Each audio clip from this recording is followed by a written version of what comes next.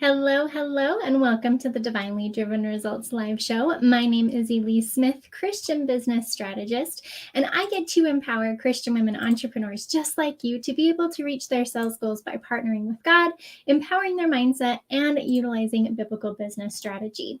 Now, as I'm getting all set up here, I want to know who is with us here today. You never know where you're going to find your divine client, so make sure you tell us in the comments below what it is that you do. What is your business and who are you looking to serve? Awesome. Okay, so once again, my name is Elise Smith, Christian business strategist and owner of Divinely Driven Results. And I love to empower you with be able to reach those sales goals through biblical business strategy. And so that's exactly what we're going to talk about here today under the pillar of divine business operations, which has a lot to do with leadership. Now, it doesn't matter if you are a solopreneur or if you already have a team, you're going to get some great tips on how to build a divine team without spending a dime. Doesn't that sound good? Now, you might be a solopreneur and you're ready to take your business to the next level, but there's only so much time in the day that you have to spend in your business, right? And you feel like, how in the world can I expand when I don't have time to grow it the way that I want to? Or maybe you're feeling the tug to start growing your team, and so that you don't have to do it alone, but you aren't making enough to be able to take on anyone or to hire anyone. Well, with these leadership tips today, you're going to learn how to start growing a team to help you achieve your goals, even if you feel like you can't afford to. Does that sound good? Who's excited? Let's see in the comments below. Do you already have a team? How many team members do you have? Or are you a solopreneur looking to hire someone?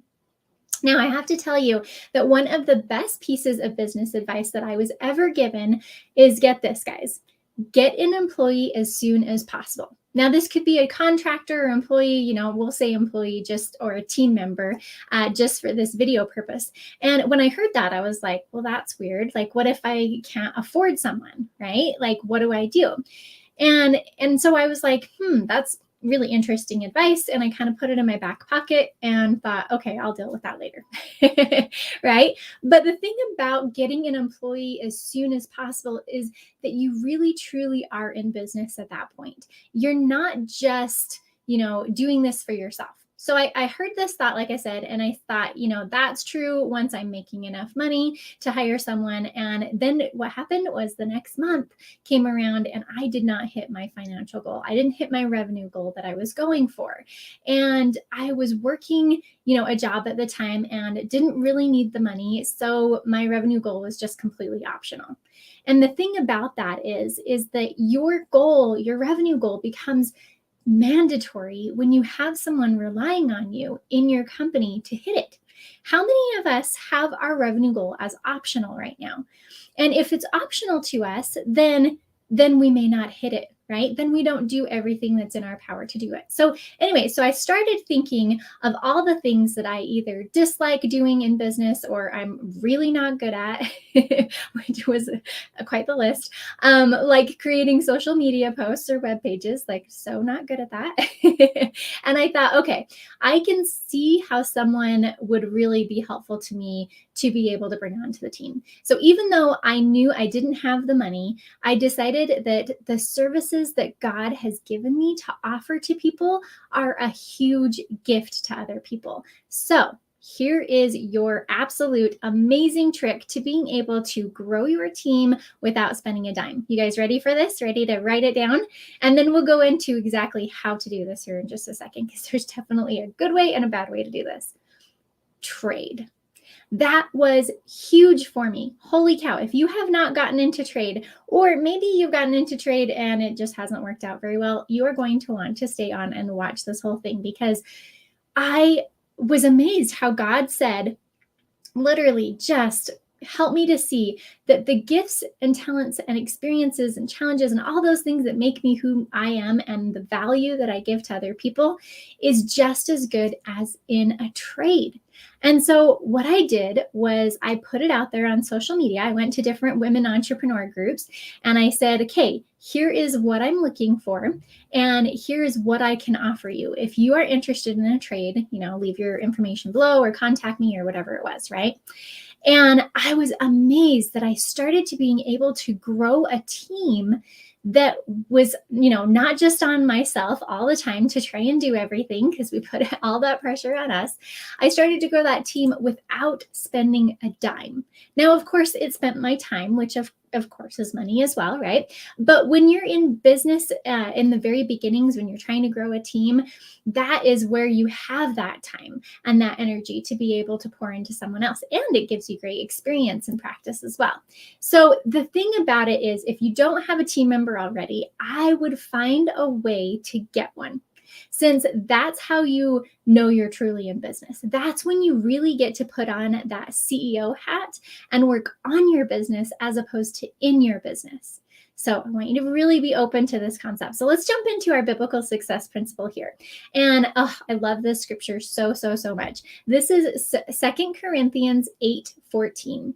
And it says, but by inequality, not inequality, but by equality, that now at this time your abundance may be a supply for their want, that their abundance also may be a supply for your want, that there may be equality. Isn't that fascinating? Now, we always talk about this scripture with sales, and that's so true. Our abundance, the gifts and talents and everything that God has given us is, of course, supposed to help other people. And then the amount of money that they make, they're able to pay you, right? But it's the same thing with trade, is that if you have an incredible service, which that's why you're in business, is to serve other people, right? If you have an incredible service and so do they, and you guys have this, a different zone of genius that you guys love to be in, why not trade? Our first website, our first funnel, sales funnel, and all of that was built around trade, which thank goodness it was, because I could not have done it by myself just because it's not my area of expertise. So utilize someone else's genius. If you don't like doing the thing, or if you don't feel like you're very good at it, don't just try to force your way through it. Use the gifts and talents God has given you on this. Now, I have some good experiences with trade and some bad experiences with trade. So let me save you some of the heartache here. Let's go into some of our trade tips. And I want to know, have you guys had good experiences with trade, bad experiences with trade? What are some of your trade tips as well? So the first thing when you're talking about trade, really open up your mind to this concept of trade, right? Is that, for instance, the web designer. So the first web designer that I worked with, remember I put it out on social media and then we chatted, felt like it was a good fit. And then she was able to kind of take what she does and what I do, and we found a way to have a middle ground there based on the value that we feel like we both bring to the table. And it was perfect because I had no idea how to build a website or a sales funnel at that time. So the first step that you have when you're coming to trade is identify the role that you're looking for. What specifically do you want for them to do for you? And will it be worth it to be able to train them to do it? Now, you might find someone who's just barely getting started in business. And if that's the case, they might be really open to trade at that point, or even, get this, guys, you can hire an intern at a local college to be able to intern for you, for your company. And that is kind of considered a little bit of a trade because they're getting experience, but you don't even have to pay the intern sometimes. So really open up your minds to being able to see the possibilities of growing a team, right? But the thing is we need to understand what it is that you want them to do. So make a list of all the things that you want them to do. A virtual assistant is a great person to start out with as your first team member. They can be your right-hand person. Oh my heavens, I have had a virtual assistant for years and years and years, and I cannot tell you how much that person has helped us to grow the business. And so really identify what it is that you want them to do. And if you want to have someone who's brand new at it, are you willing to take the time to train them to do it? If not, then you want to look for someone who has a little bit more experience, but that trade might be a different situation, right? Okay, so that's number one. Identify the role and what you're willing to kind of work with there. Number two is put it on social media and ask your audience who they know that would fit for that, right? So put it on social media in like a different, women entrepreneur groups is a great one for that, even on your own social media profile. And then also ask around. You can put it in your own email list or ask your friends, like, hey, I'm looking for a virtual assistant that does these types of things. Who do you know that's looking for work, right? You could be an answer to someone's prayer. It's so neat. Every time that I hop on a phone call because I'm feeling led to trade with someone, I hear the same thing every single time when it's a good fit is, oh my heavens, I was just praying for this opportunity yesterday, or something to that effect. And it just gives me goosebumps because we have been given a gift of our services. And it doesn't always have to be in return for money. It can be for trade. So exciting. Okay. Let's go on. Number three. So this is your third step, is set up interviews with specific questions. This is where I failed in the beginning. I'm just going to let you know, guys. I'd hop on the call and I'd be just so excited that someone wanted to trade with me that I'm like, okay, yeah, sure. You sound good. Let's go. So you're going to introduce yourself and really help them understand the value that you're bringing to the table, understand her value and get to know her, and see if you guys are open to a trade. Then we want to identify the fit. It's not just that both of you guys are open to the trade, but identifying that fit is really important too. So have specific questions that you ask. Really treat this as a CEO interviewing someone for your business. Focus on what's most important to you, both in the role and their personality. That's a thing. Like, you're going to be working with this person. And so you want to make sure that it's a good fit personality wise as well. Not just that they can do the things, but that they're going to be a good team member. I love calling them insters. We're talking team members here. They're going to be helping you to achieve those goals, and you're going to be helping them to achieve their goals as well. It needs to fit on both sides. And so you can ask something like, and this is like interview 101. I've been doing interviews in the corporate world for years and years and years. And one of the questions we always ask is, tell me about a time when, right? So if you want to find out if someone works well under pressure, maybe you have some deadlines that have to be hit, or maybe it's just a project that you're trading as opposed to, ongoing services. Tell me about a time when you were up against a deadline and you didn't think you were going to hit it. What happened? Tell me about that, right? That's a really good question to be able to kind of start seeing how they're going to handle different situations that may come up in your business. And this is one thing I would highly recommend, I should say and instead of or, have them give you examples of their work. Don't just take their word for it. And I know we want to trust everyone and we want to, have good feelings about everyone, but this is a business decision. We want to be able to see if what they're going to put out is going to work, such as social media management. If they've never done a social media post, or if their own social media maybe doesn't look that great, that might be an indicator. Not always. There's some social media managers who totally forget about their own profiles and do great for other people, but have them do some kind of example of their work, whether they've done it in the past, or maybe you give them a small project that they can work on. Write up an email that would say something like this, and let's just see what that would look like. Give them a trial period. So that's actually number 4. So we talked about identify that role, put it on social media, get it out there to your audience, set up an interview with specific questions, and then start with a trial period. I will tell you that is some of the biggest mistakes that I've made with trade, is that I never gave a trial period. I said, okay, awesome. I love my 6-month program. It's going to be great for you. And so let's have you work for me for 6 months and I'll work for you for 6 months and it's going to be awesome. Yeah, no. You want to be able to test out that personality, test out their work, test out, how well they're going to fit into your company. So give it a week or 2 or a month, depending on exactly what you're having them do. There's going to be some ramp up time for them to get used to your company and how you do things, and you in particular, and for you to get used to them. So make sure you're building that into the trial period. But make sure that you are kind of leaving that open for either one of you guys to say, hey, this just isn't working. Don't just jump into your program. Make sure you test each other out first. That's going to save you a lot of heartache. Number 5 is have a contract with an out for both of you. We want to have a contract because we want to do things all, decently done in order, just like it talks about in the scriptures. But you want to have that contract that has an out for you guys as well. And then last but not least, reevaluate and give feedback regularly. Make sure that you're not just saying, okay, here's all the things, go for it, have fun, and then you don't even check back with them or check their work. In the beginning, when it comes to leadership, we have to be kind of that micromanaging type of person just to make sure that they understand what we're looking for and we understand what they're looking for. If we just say, okay, you know what you're doing, go for it, and we just trust them to do their own thing, then we won't be able to really understand each other's styles and be able to be what we want to be for each other.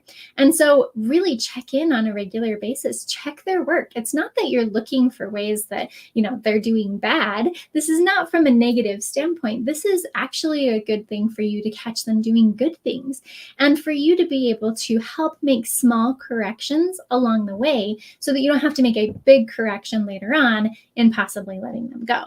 And so those are some things to really keep in mind when it comes to trade, is that you have an incredible gift that God has given you, whether it's a product or a service or anything in between.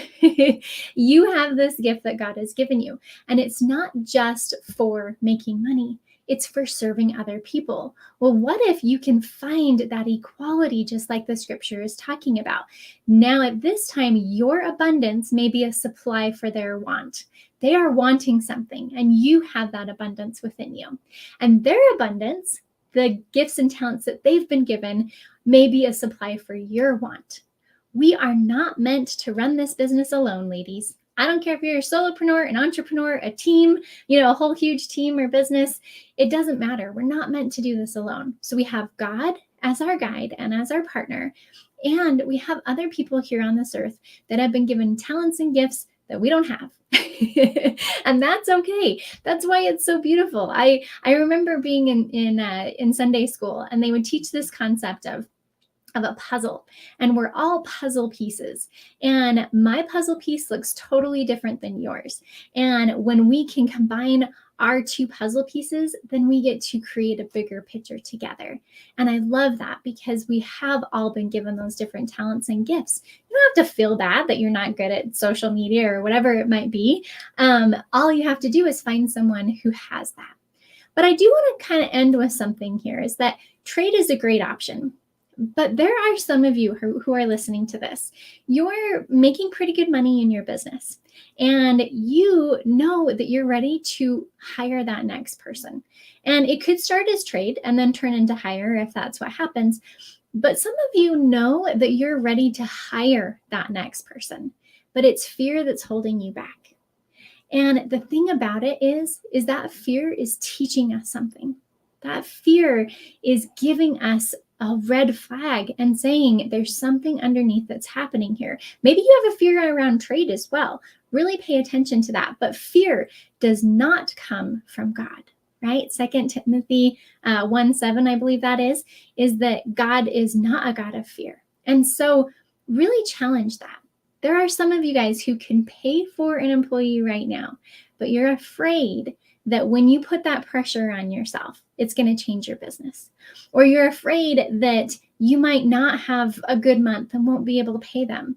I will tell you, whether it's trade or hire, because we've done both in our business, God will always provide. He will always provide. Think about back in your business, just in general, when is a time that God has provided for you? And as we seek, we really do find. So if you're afraid of trade or of hire or whatever that might be, if you're feeling pulled to really start building that divine team that is going to help you to get to that next level that God wants you to be at, then ask yourself, what am I afraid of? And then really look for the opposite of that proof.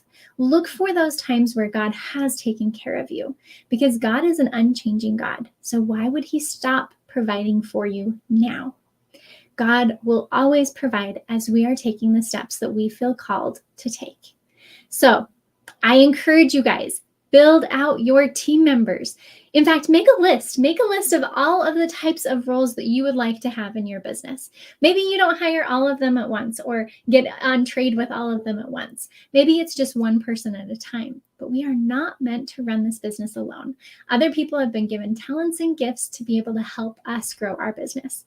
And I will tell you, by 100% that our business would not be the same without all of the amazing team members that we've had over the years, good and bad, and the incredible team members that we have right now. I am so grateful for the opportunity to start with trade so that I could then get to a point where I could hire those people. It is an incredible gift that we've been given. So don't let fear stop you. Take that leap of faith and start building that divine team that God is calling you to so that you can reach those people that you're meant to serve, because that's what this is all about. All right, ladies, thank you so much for your amazing comments here. I got so wrapped into it. I barely got to these comments today, but yes, we've had some successful and not so some successful partners. Yeah, so think about what works and what doesn't work for you. Yes, love it. Ooh, yes, great job, guys. This is amazing. The team makes the dream come true. Absolutely. Thank you guys so much for being with us on this show today. Now, if you are looking for a way to grow your business in the Lord's way with biblical business strategy at the core, then make sure you go to divinelydrivenresults.com and really book your strategy session with us today. We're going to do a business review with you to be able to figure out what's working and what's not working in your business in our 7 pillars of a divinely successful business. So make sure you go to divinelydrivenresults.com. And if you have any issues with that, we're having a little bit of technical issues today. You can always go to thefaithstrategy.com. So it's either divinelydrivenresults.com or thefaithstrategy.com. And you can book a business review, a free business review, so that you can figure out what's working and what's not working in your business and how we can help you take your business to the next level. And for those Christian women entrepreneurs in the service-based industries, if you guys are not already in our amazing Faithful Ladypreneurs Facebook group, come join us in Faithful Ladypreneurs. All right, guys, until next time, thanks so much for joining, and we will talk to you later. Bye.